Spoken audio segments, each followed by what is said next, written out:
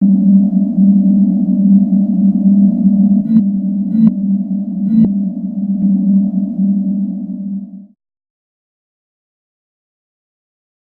hello, I'm Baldi from the Crisis Lab. You know, we worked on some APT attacks and things like that.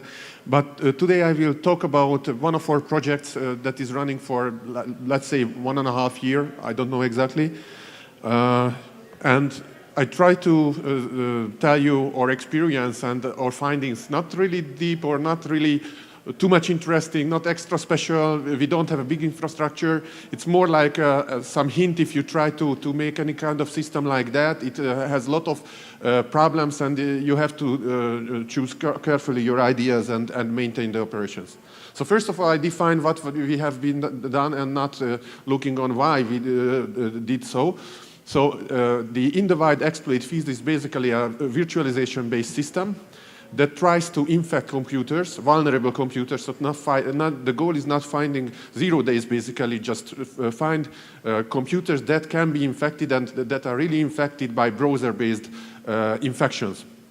That means that we have a list of web pages that are most likely attacking people. That can mean phishing, that can mean malware or adware executable directly can be downloaded from those sites or anything else. But we are focusing on those sites that possibly contain exploit kit that tries to infect a browser, try to infect Java, Flash, or whatever on your computer.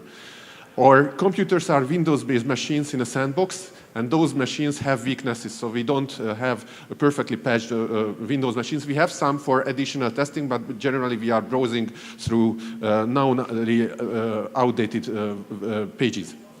One of the goals of the system is to record the traffic in a form that can be replayed later on and can be used for infecting the machine again and again, even if the infrastructure is missing behind them. So I mean that the web page is compromised, exploit is deployed, we are experiencing that it can infect our computer, but later on somebody fixes the web page and we are still able to reproduce what happens if you would have been in the chance to look on the web page.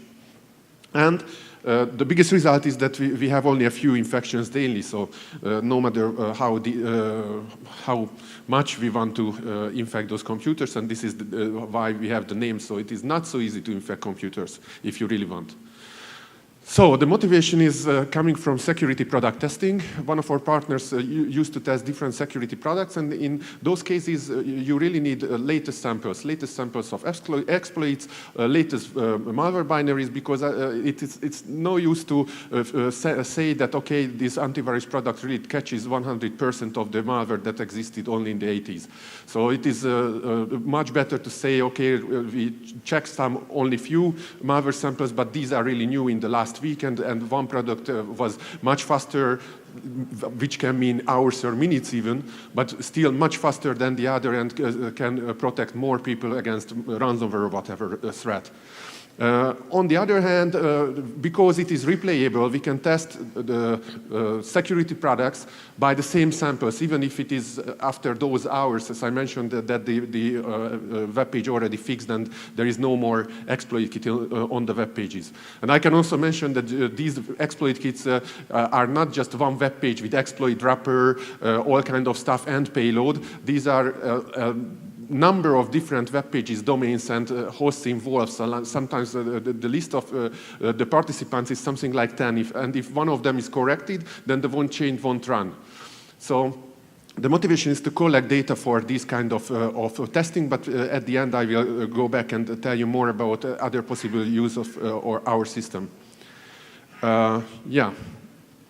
For doing that, basically you need a virtual computer. You have to be able to control it to visit the web page, and you have to detect what is the outcome and see if it is infected or not. It does not seem to be a big deal, but we have to do additional features. First of all, we receive some list of bad URLs, which is not so easy alone, because IOC is out there, but already mentioned by others that it is, so if you receive some hundreds of thousands of IOCs, and most of them are are unusable, then you have to scale up to do any kind of investigations. So it is not so easy to get a good quality lists or anything like that for input for these systems. But even if though, we have to pre-filter the list. What list we obtain from our partner is currently containing many kinds of different attacking web pages or URLs related to them. And hence, we first try to check if the DNS is working, because many cases the DNS is not working anymore, and the web page is totally dead, then there is no use to really use up resources to boot up a computer and check by the browser, and at the end, nothing happens. And we wait a long period of time and waste important resources. We have to prioritize the queries because, as I mentioned, these exploit sites are really fade out very quickly. So sometimes it just takes us 2 or 3 hours, and you check these lists, and okay, we received it just yesterday evening, and if we try to use it only in the morning, maybe we already lost many of the opportunities to catch those attackers. And also we try to prioritize the things by other means, like what are we focusing on, what is the source for the particular feed, what is the chance for being attacked, and we also have to choose what type of client we use for this particular test. That means we have multiple versions of Windows, multiple browsers, multiple versions of vulnerable plugins, but which one to try? Of course, there are other questions, is like for counter analysis or whatever, so that means that many of the attackers try to make additional plugins, JavaScript, whatever, in their code to avoid analysis. That means if they detect that we are trying to catch them, they are possibly not even running the exploit by selecting it from JavaScript alone. Like they have the tricks that they check for particular files from the browser, so the browser can run JavaScript, and from JavaScript they can decide if some of these, for example, VMware tools are installed to your computer or not. Of course, we did not make this mistake, and we don't install VMware tools and similar stuff on these machines. But there are other tricks that they usually use, like the screen resolution. If it is too low, they consider it is not a real computer, or they check if the mouse is moving. So therefore, we use some mouse jiggling, and also we use VPN. So we are in Hungary, but it is not likely that anybody really wants to attack all the Hungarians and not another nation. So it is much more likely to find more infections if we are coming from a US-based IP address. As I mentioned, we use multiple versions of Windows, and we try to figure out which is more usable for the attackers. There can be, of course, technical problems or difficulties because the exploit is unable to infect the particular computer. We have to check these regularly and try to do against that. And there are some other tricks, like if you want to replay this type of attack, and there is a specific protocol, like based on a random number generator, like a Diffie-Hellman key exchange, then even if we record the whole traffic, then we will not able to replay the attack, because the next time the client computer will generate a different random number, and the protocol won't work. So simply encryption key will be not the same, and the computer cannot be attacked, and any kind of similar threats. For these, we use some tricks, like we modify the random number generator so it actually generates 2 each time it is running, or something like that. And this way, the replay might work. But it is very, so it's not so problematic to make countermeasures against this, and attackers can use that as well. Most of the data I have slides is from October last year, but it is not so these slides are not well designed, so I have to go back and ask my guys that, okay, please be more precise and put the exact date on each slide, and use more appropriate meta information, because sometimes it is misleading. So what is the number of the catches daily? So we visit something like 10,000, 20,000 web pages each day. And the number of infected hosts is just as low as 5 to 10, or in this case, we were happy that there were some 30 or 40 web pages who really infected our computers a day, which is kind of a not so high success ratio. Still very valuable, because when it is hard to do, then it is more valuable. But of course, we have to go back and work on that to find out possible problems. Also, this slide shows that how many pages we visit, and this is surely all our fault, because it is more about the scalability and our parameters that it was going down and not maintaining the same level. But this also shows that you need to invest in the infrastructure, and somebody has to maintain these computers, virtualized ones, and the host computers as well, to really have the capability to visit those web pages. This is another site about infections by different templates. For each recorded infection, we store meta information in detail, but also the file name itself is something that you can decide. So what is it up to? So like you see, W8 is Windows 8, Java version, Flash version, and we have one that produced the most relevant infections. That means that for some experimental time, we ran each of these computers, not for every target, but randomly for the targets. And what we found that is one of them is most likely, for some reason, more important for the attackers. So hence, we try to use only a few of these generally. So we are still going back sometimes and making experiments. What is the reason why the number of infections decline? But if we have a general day, we use just the top 3 solutions. If we found an infection, we generally run this web page on all the other samples to check what Windows versions or what Flash Java versions are attacked or successfully attacked by the same means. And also, we are running this test for a couple of days. So until we don't see that the infection disappears, that means that if we open up the web page, it is not infecting the computer anymore. We are still keeping up to check what is the timing of these attackers.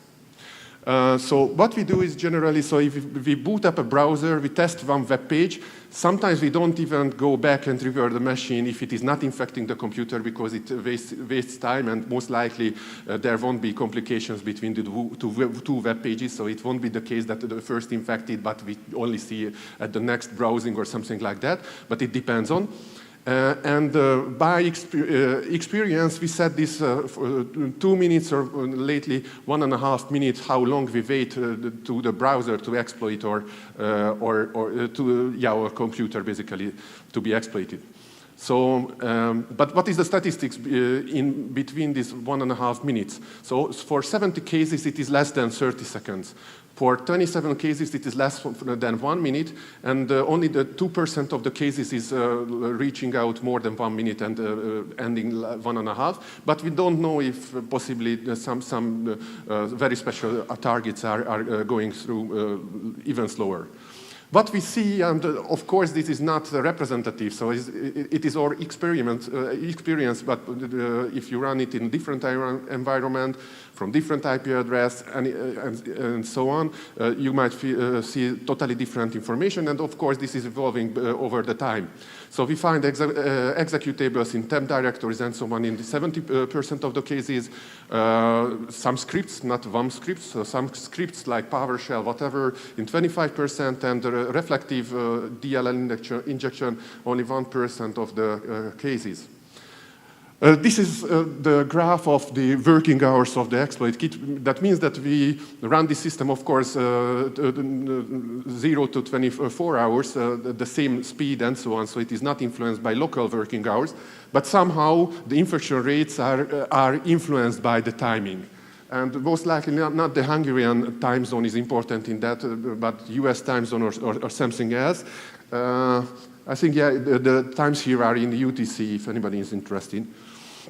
We also checked what is the source for most of the infections, and US is the highest, then we see Great Britain, France, Germany, Netherlands, and so on and so forth, which is not particularly interesting. Also, we checked the domain names. Most of the attacks are coming from the domain names, but we have a lot of Polish domain names. This might be not just because somebody wants to attack from Poland or tries to attack Polish websites.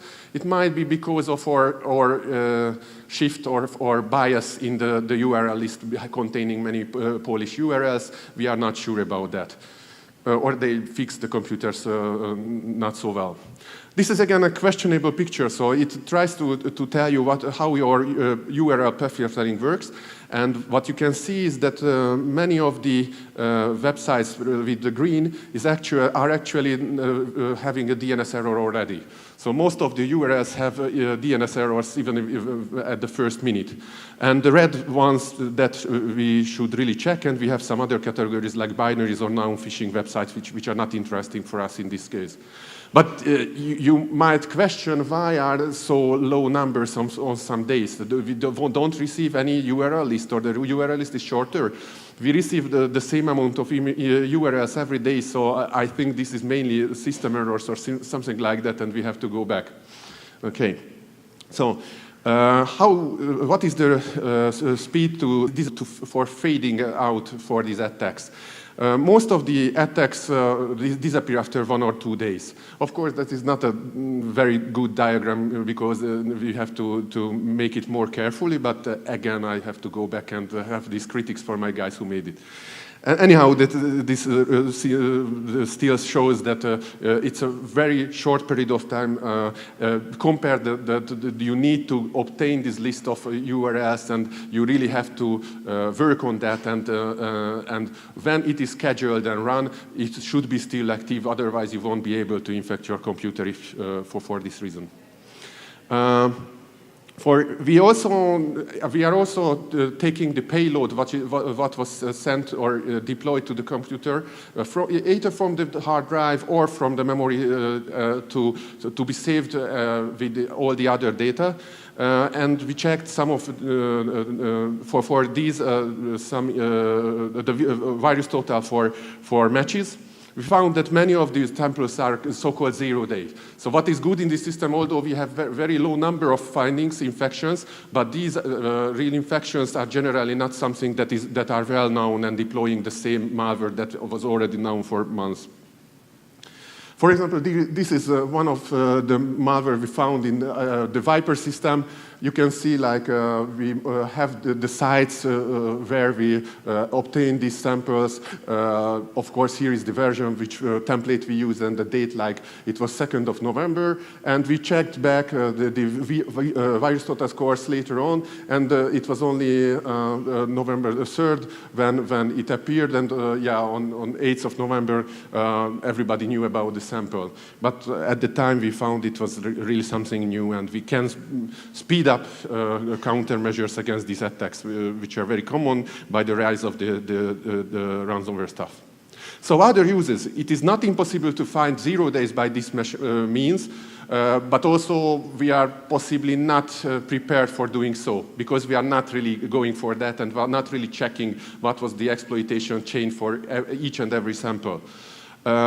But another possibility is look for watering hole attacks or geo-important watering hole attacks, like for governments or something. So we can also check the web pages regularly for, I don't know, oil industry in the Hungary and the region every day or every day many times. And then we find that, and if we find that some of the web pages start to infect computers, even if it's 0 days, we can make a faster reaction for that. We can also set up computers, sandbox computers, with the same configuration as it is used at some of the victims or some of the partners, and then we can check particularly for infections on those machines, or we can recheck by those machines and evaluate the risk for those guys for sure.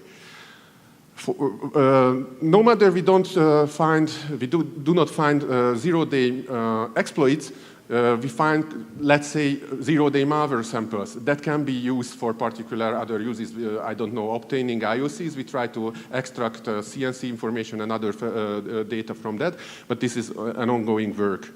And of course, this can be used, for example, tracking the exploit kit evolution, because sometimes we dismantle these exploit kits inside all the flash exploit, all the small parts, and we can find like, okay, last month it was different from this month, and check what's new in this field. And we have a lot of problems, as I mentioned, scaling, the quality of the URL feed, and the anti-analyzing among the most important. And basically, that's it. Thank you for the